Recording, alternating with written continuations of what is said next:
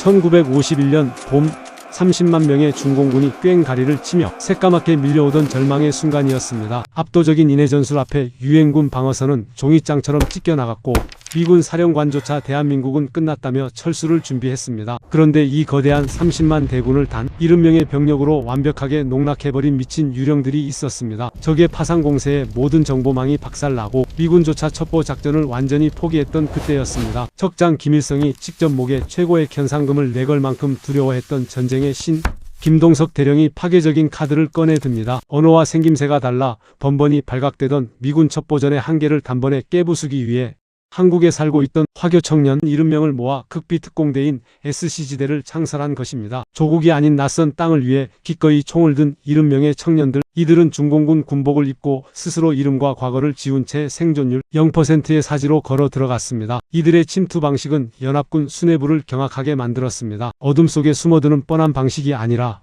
백주대낮에 당당하게 적의 심장부로 걸어 들어간 것입니다. 북경호와 광둥어 등 완벽한 중국 본토 사투리와 능청스러운 연기력 앞에 중공군 초병들은 조금의 의심조차 하지 못했습니다. 심지어 적 사령부 한복판에서 중공군 장교들과 담배를 나눠 피우며 농담을 주고받았고 그들의 책상 위에 놓인 1급 기밀문서를 통째로 빼돌렸습니다. 발각되면 그 자리에서 살점이 찢겨나갈 지옥 같은 적진 한복판이었지만 이 70명의 가짜 중공군들은 두려움 대신 적의 목줄을 쥐고 흔들었습니다. 이 유령들이 휩쓸고 지나간 자리는 그야말로 생지옥이 되었습니다. 적의 핵심 탄약고가 잿더미가 되었고 보급로는 완전히 끊겨버렸습니다. 가장 소름 돋는 것은 이들이 중공군의 뇌수술을 해버렸다는 사실입니다. 우리 부대 안에 가짜가 섞여 있다는 미칠 듯한 소문과 공포가 퍼지자 30만 중공군은 밤마다 서로를 첩자로 의심하며 아군에게 총구를 겨누었고 스스로 자멸하기 시작했습니다. 대규모 병력 이동 명령이 어이없이 취소되고 공격 타이밍을 놓친 중공군은 그 자리에 얼어붙고 말았습니다. 대륙을 호령하던 30만 대군이 단 70명의 화교 청년들에게 철저하게 유린당하며 전세가 완전히 뒤집힌 것입니다. 조국도 아닌 대한민국을 위해 스스로 유령이 되기를 선택했던 70명의 화교 특공대. 이들은 전쟁이 끝난 후에도 군번이 없다는 이유로